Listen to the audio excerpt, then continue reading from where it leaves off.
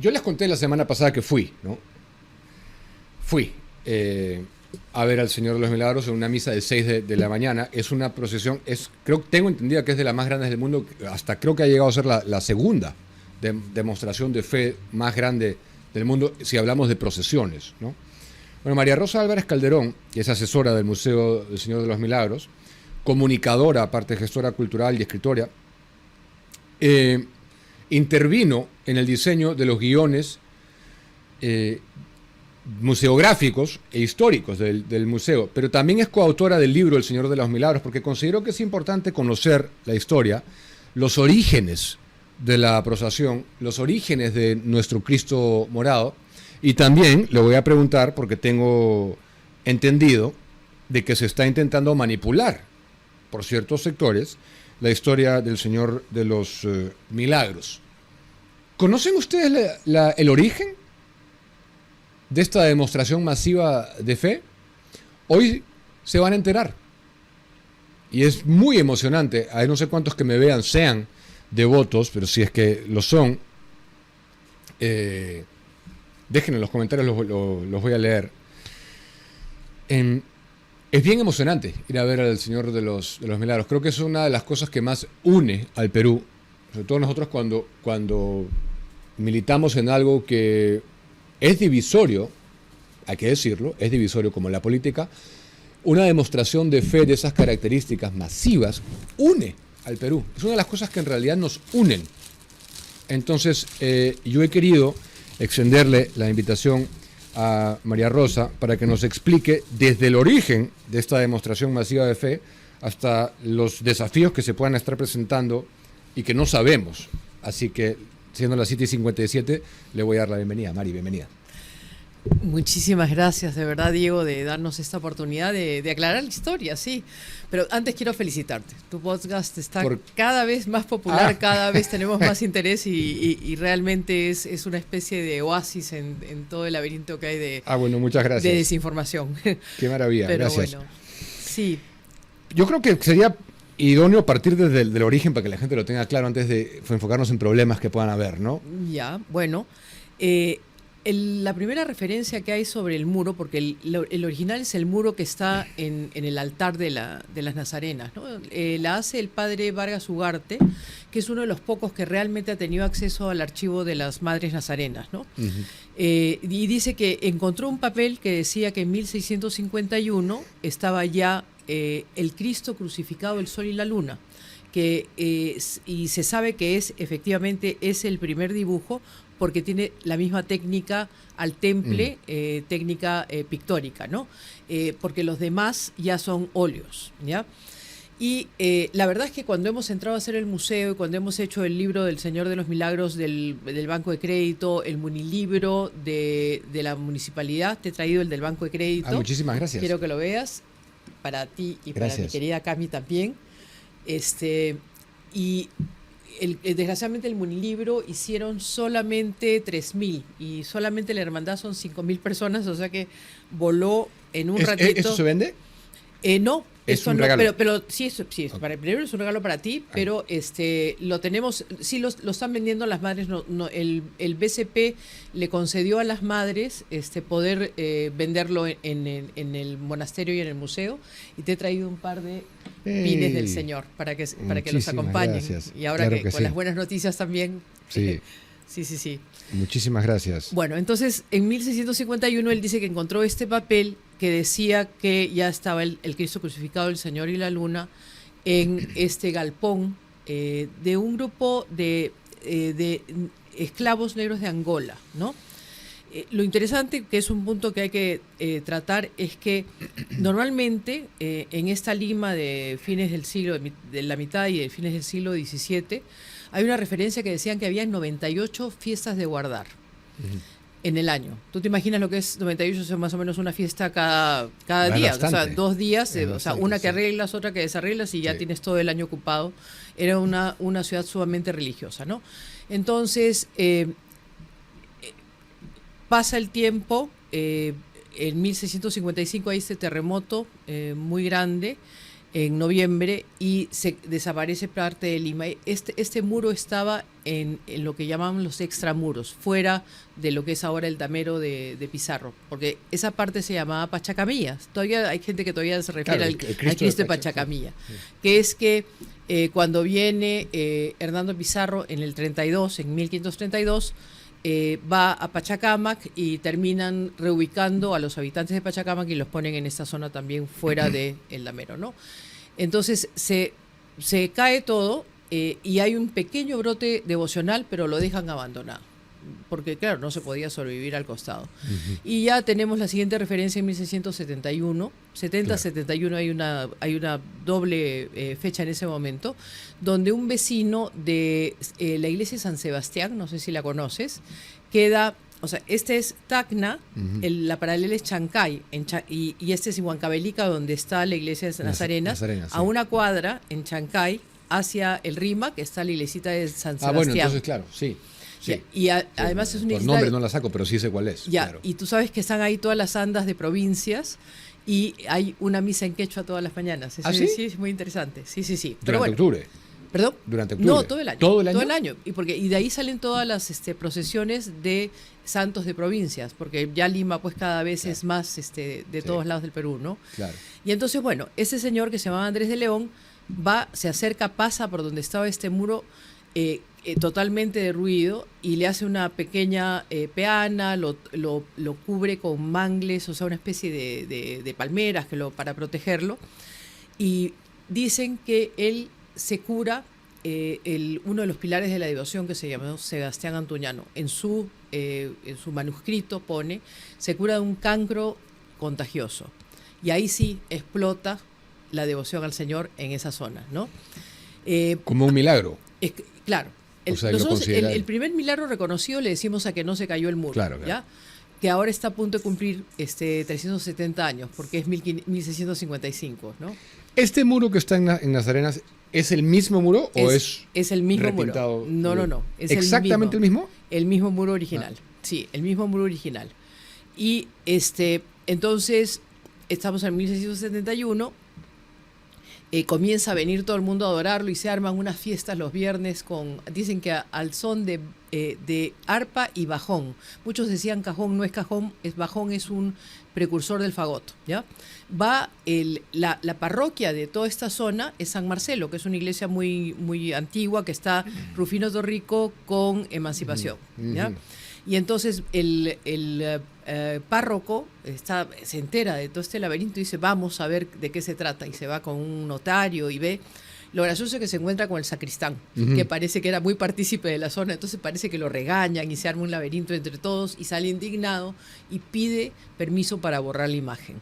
Y se presentan, calculamos que es entre el 6 y el 12 de septiembre de 1671, se presentan con 2 escuadras de soldados y mandan, uno sube, se queda paralizado, el otro sube, se desmaya y el otro dice que se exaltaba en color verde la corona y que los encegaba. En ese momento se pone todo oscuro y comienza a llover inusualmente en Lima, y eso está registrado. Van, le dicen al virrey, que en ese momento es el virrey conde de Lemos, que va con su esposa, y se ven impresionados lo que es el mismo impacto que tenemos cuando vemos el muro realmente, y ordena que se le haga, o sea, que se le ponga, ya había aparecido la Virgen y María Magdalena, no tenemos claro en qué momento exacto es que se pone, pero ya son de óleo. Y le pide a un pintor que se llamaba José de la Parra, que era muy prominente en esa época, que ponga el Padre Eterno, el Espíritu Santo, y que sea una misa. Entonces, el 14 de septiembre de 1671 es la primera misa ante el muro sagrado, ¿cómo se llama? Del Señor. Porque le adicionan esas cosas. Y le ponen el Padre Eterno y el Espíritu Santo. Como conocemos ahora la imagen. Ya con eso se completa la imagen del Calvario. Ok. Entonces, el Señor de los Milagros data de 1651. Vamos a decir 1651. ¿La procesión data de cuándo? 1687, la primera procesión. Entonces, vienen 2 personajes acá. Viene la madre, una mujer que se llamaba Antonia Maldonado, una niña de 12 años que vivía, era de Guayaquil, pero del Virreinato del Perú, no de las ecuatorianas, ¿ya? Porque todo el mundo me dice la ecuatoriana. No, Virreinato del Perú, se mudan, cuando muere su padre, se muda con su madre al Callao, y comienza a vender cigarros. Pero esta chica tenía una vocación muy fuerte y consigue, conforme va pasando el tiempo, que le armen una especie de colegio, ¿cómo se llama? Nazareno. ¿Qué había pasado con ella? Durante muchos años ella recibía mensajes en su sueño. Una de las cosas que le dice Jesús en su sueño, le dice, mira, Antonia, a todos mi madre les ha dado su manto y yo te voy a dar a ti el manto, estoy parafraseando por supuesto, el manto con el que yo he caminado en el mundo. Y le da el manto nazareno, el manto morado. Entonces ella, la madre la obliga a casarse, pero en la noche de bodas ella con este señor Quintanilla, con quien se casa, deciden que los dos van a profesar. Él muere a los 2 años y empieza todo su camino como beata. Primero en el Callao, tiene que irse a Viterbo, aconsejada por su confesor, y resulta que en Viterbo es un beaterio de franciscanas que estaban todas vestidas de marrón y le hacen un laberinto por el morado que no se lo quería quitar ella. Viene un notario, el notario Uría se llamaba este notario, y le dice que se tiene que quitar. Dice que ella se arrodilla, comienza a quitarse pues la corona de espinas, los cíngulos o cordones que tenía ella en el cuello y en la cintura, y de repente dice en su registro, cuando da el informe, el notario dice que tuvo que pararla, dijo, porque yo no vi una señora, vi un ángel. Se muda de Viterbo finalmente a Monserrate, que queda ahí al costadito. Ahí, no, exacto, que bien conoces ¿Dónde está ahorita? No. El donde está ahorita es Pachacamilla. No, me refiero a Monserrate, donde está ahorita Monserrate. Sí, Monserrate ahí, claro, o sea que es al lado nomás, claro. ¿No? Y qué lindo que conozcas también Lima. A mí me encanta el centro. Qué lindo, ¿no? Y tiene el Instituto Nazareno, estamos hablando ya más o menos 1682-84, ¿no? Pero ¿dónde nace cuando vemos que las mujeres se visten como se visten en octubre? Y la hermandad. Todos, de esto, justamente, es la Madre Antonia Lucía del Espíritu Santo, la primera beata nazarena. Que la gente no habla. El mismo vestido que vemos. Bueno, no, es el color morado. No, claro. Pero sí los cíngulos. O sea, ella usaba el cuello y usaba ¿cómo se llama? La cintura. Las nazarenas, que son carmelitas, en realidad es un poco la parte de la historia, también usaban su cordón, ahora ya no lo están usando, pero sí tú ves los hermanos que tienen todos el cordón en el cuello. Los de las diversas las cuadrillas, sí, claro. Ahora vamos a hablar de ellas. Sí. Ya, entonces eso se remonta. Ya, esa tradición.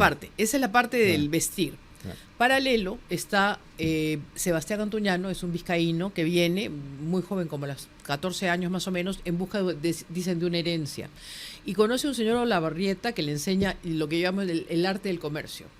Hace una pequeña fortuna, va y viene de España, y en uno de sus viajes a España va al Cristo de la Fe en los Trinitarios que quedaba en Atocha. Es una iglesia que ya aparentemente no está tampoco en Madrid. Y recibe un llamado muy serio.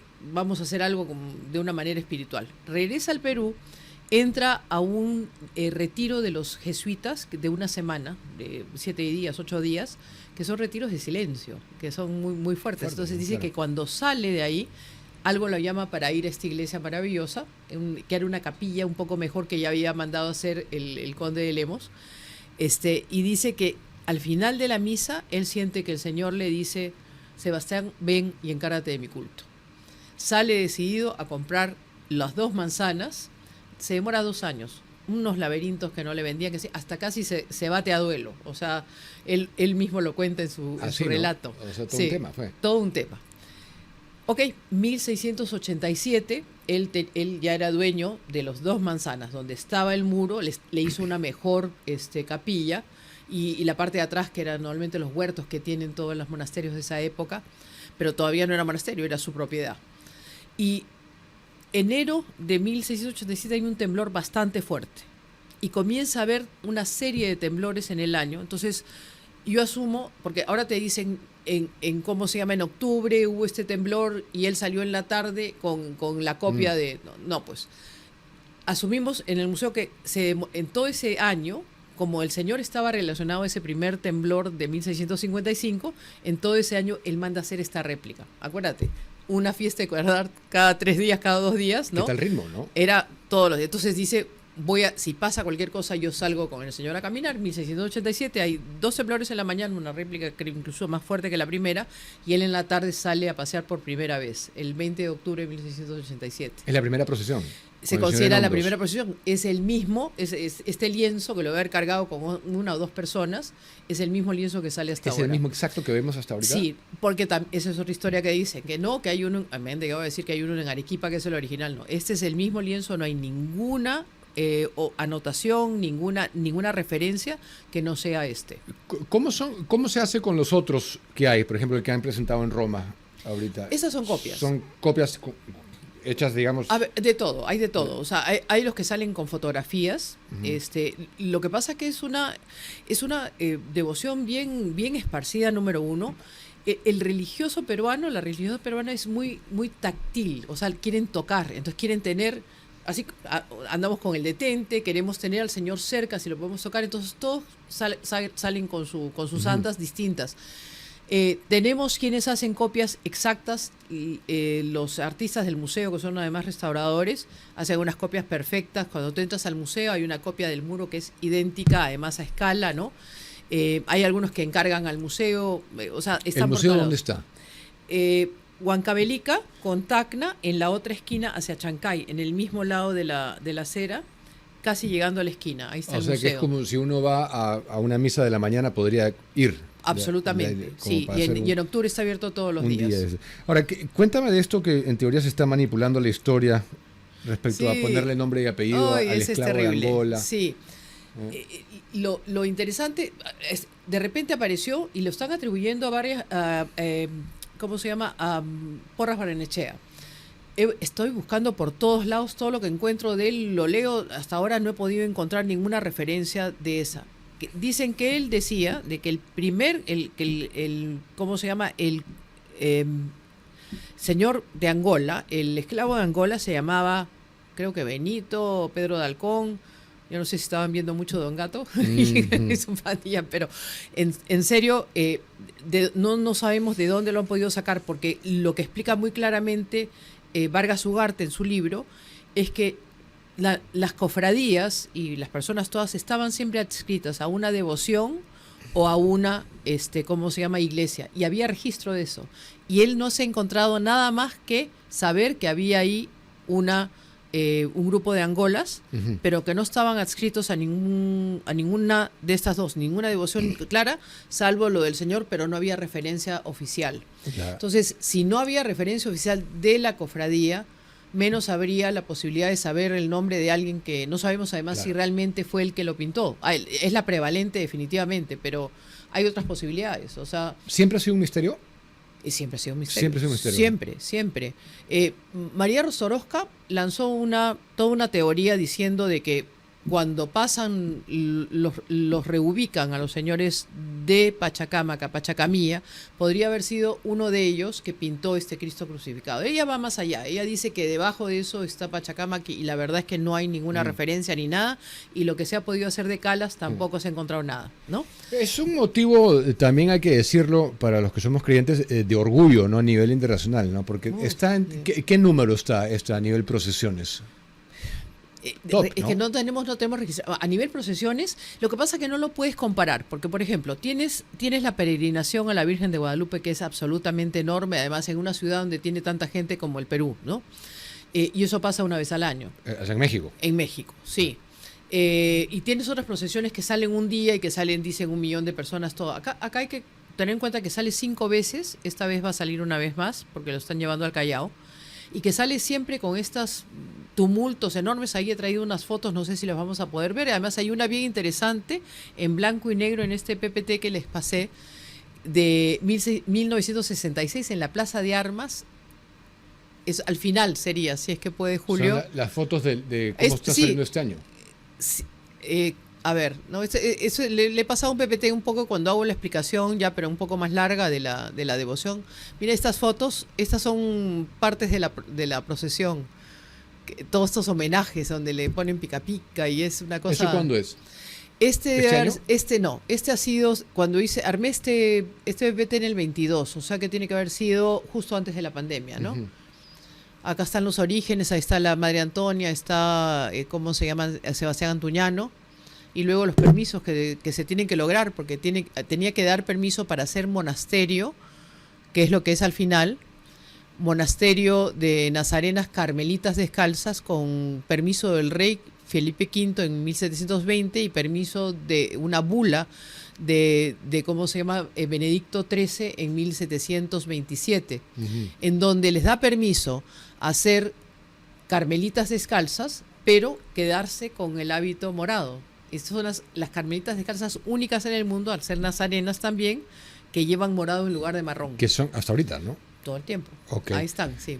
O sea, ellas son las que son encargadas, las que... Ellas son, las promotoras, las custodias oficiales de la devoción, pero además son las dueñas legales de todo, porque Sebastián Antuñano, que compra todo, cuando intentan disolver ¿cómo se llama? El monasterio, el Instituto Nazareno, en 1699, las jala a esta zona de Pachacamilla. Esta es la que quería que veas, porque esa es la procesión del Señor de los Milagros, cuando se podía pisar los jardines. Qué increíble, ¿no? Sí, pero tú sabes que con Luis Martín Bogdanovich, que tú sabes que somos muy cercanos, me ha dicho que tenemos permiso para pisar los jardines y vamos a tomarlo en cuenta. ¿Ah? Sí.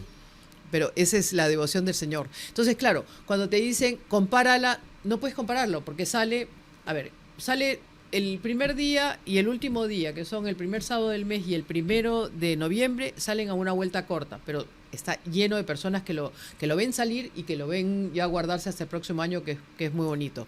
Pero sale el 18, desde las 6 de la mañana, una gran misa de campaña, pasea por todo el centro histórico, pasa a Barrios Altos, duerme normalmente en la iglesia del Carmen y sale a las 6 de la mañana y pasa hasta por la Plaza de Armas, pasa por el Poder Judicial, la Plaza San Martín, y llega como a las 2, 3 de la mañana a Nazarenas, y ha estado seguido por estos tumultos de personas todo el tiempo, ¿no? En la hermandad, más o menos, ¿cuánta gente hay? La hermandad, que era parte del monasterio hasta 1946 y ahora es subalterno al arzobispo, ¿no? Son 20 cuadrillas de alrededor de 200 personas cada uno, más los 2 grupos de cantoras y de sahumadoras que andan por los 300 más o menos, más los hermanos honorarios. Pero es emocionante el incienso, la música, la devoción. Hay una energía muy fuerte. Muy fuerte, pero todo el mundo piensa en la procesión. Sin embargo, el resto del mes está en el altar, como lo has visto el otro día, a las 6 de la mañana, está el Señor del Muro y el muy Señor cerquita, del Lienzo. Le decimos Muro y Anda, una sola devoción, una sola fe, sí. Ahora, esto yo quiero hacer hincapié también en que, porque como este es un programa político, también hay que decirlo, esto es algo que une a la gente. ¿Tú sabes que, no importa si eres de izquierda, de centro, de derecha. Lo dijiste, me encanta. Yo le digo que es el tejido que nos mantiene unidos, que al final por eso no implosionamos, ¿sabes? Es siempre, es cierto. Tú dices, ¿qué más puede pasar en el Perú? Y no, yo creo que es esto. Porque al final, y otra cosa, un día me preguntan de una manera media fastidiosita, porque estaba una artista morena que decía el Cristo Moreno, y volteó a esta persona, que es una persona que todos conocemos, y me dice, bueno, pues, todo así, ¿no? ¿Qué te parece tú el Cristo Moreno? Pues y yo digo, uy, ahora ayúdame. Y dije, mira, cuando tienes la bendición de estar cerca, te das cuenta que cuando lo miras te ves reflejado en él. Es como el gran ecualizador. Y es así, todos somos hermanos, todos salimos ahí de todos los colores, de todas las procedencias. Yo tenía una amiga que además era budista, pero era lo más alucinante. Era que el color morado y el Cristo morado viene de la madre, visión de la niña. De la visión de Lucía, de Antonia Lucía del Espíritu Santo luego, la primera beata, sí. Esto cambiando brevemente de tema, porque no tanto, porque tiene que ver también, pero ¿cómo tiene algo que ver el turrón de Doña Pepa? Hay muchos versiones al respecto, que era una señora, Doña Pepa, bien bonito, pero hay una cosa bien divertida. Si podemos pasar una foto de esas entradas del Señor, donde si la ves de arriba, tú ves a toda esta gente con, ¿cómo se llama?, de distintos colores, porque ya desgraciadamente no se van todos de morado, y de repente ves unas sombrillas, y es igualito como ver al turrón. Yo creo que alguien que le puso los caramelitos, ¿no? Las pepitas. Sí, ¿Tendrás esa foto, Julio? Está entre estas del final. ¿Están hacia el final? Sí. A ver, si sigues, creo, un par o un par para atrás deben estar. Sí. ¿Julio? Ah, ok, las tiene que buscar y poner. Ya. Porque eso también es cultural, ¿no? Yo encuentro que también puede ser cultural. Estábamos un día ¿cómo se llama? Viendo desde el Palacio Arzobispal, arriba hay un lindo balcón, y mira, cuando tú ves, y en esa fue una cruz que fue muy bonita. Hay otra parecida ahí que es más bien. ¿De quién es esa foto? Porque esa foto es... Esta ahí foto reúne varias es de cosas, dron, ¿no? es de dron. La verdad es que yo Hay he ido una- cazando fotos, y en ese momento cuando cazaba fotos no necesariamente pensaba que las iba a usar en presentaciones, y no tengo los créditos, por favor, mil disculpas, no me la atribuyo para nada. Puede haber sido el dron de la hermandad, o puede haber sido o el dron de algún canal, no sé. Linda foto esa. Es linda, espectacular, espectacular. Y esa Sí. fue la primera vez que salió. Esta me parece que es del 22 justamente. Mira, porque el 20 estuvimos cerrados con la pandemia. Claro. Puerta cerrada, reja cerrada. Tuvimos que hacer una esclusa adelante porque la gente en las calles, viniendo a verla, me acuerdo una señora que entró a la esclusa y se agarró de la reja de la puerta en el suelo. Mira, fue bien duro ese año. Y el 21 solamente lo sacaron a lo que se llama el patio de andas. Estuvo ahí en el salón de andas pegadito a la puerta. Y la gente ahí sí hizo peregrinación. Teníamos 20, ahí está, ¿ves? 20 filas, 20 cuadras teníamos de gente que iba permanentemente durante todo el día a ver al Señor. Qué bonito. Te doy la última palabra. ¿Hay algo más que quieras agregar? Bueno. Es importante que la gente sepa. Importante que estamos en octubre, que está desde las 6 de la mañana hay misas hasta las 9 de la noche, que de 2:30 a 4:30 de la tarde pueden pasar a tocar las andas, hacen sus colas alrededor, que va a ir este domingo extraordinariamente al Callao. ¿Cómo hacía? El arzobispo decidió que quería llevarlo al Callao, lo llevan en una plataforma. Lo único que les pido es que si van a estar y lo van a seguir, por favor no corran detrás del camión, es muy peligroso, porque como les digo, quieren tocar, entonces que tomen las cosas, que lo vean pasar, que recen, que abran su corazón, que es la cosa más linda. El 28 sale otra vez muy temprano, se va hacia Breña y regresa, ¿cómo se llama? 2, 3 de la mañana. Si no han ido nunca a una guardada, son muy lindas. Y luego el último día, que es el primero. ¿Es más emocionante la guardada que la salida? Lo que pasa es que cuando llega la guardada, para los de la hermandad es un honor. Entonces hacen un escándalo terrible, pirotécnicos, pero hacen homenajes con música y arreglan muy lindo todo el atrio de Nazarenas y luces, y la gente canta. Pues son las 2, 3 de la mañana. O sea, digo, tenemos unos santos vecinos ahí. Pero es increíble, ¿no? Sí. Pero es una cosa sumamente emocionante. Voy a ver de ir una vez más antes de que termine. Sí, a ver si te vienes a una hora interesante. Sí, ¿Ya? sí, claro que sí. Bueno, Gracias por venir. a ti.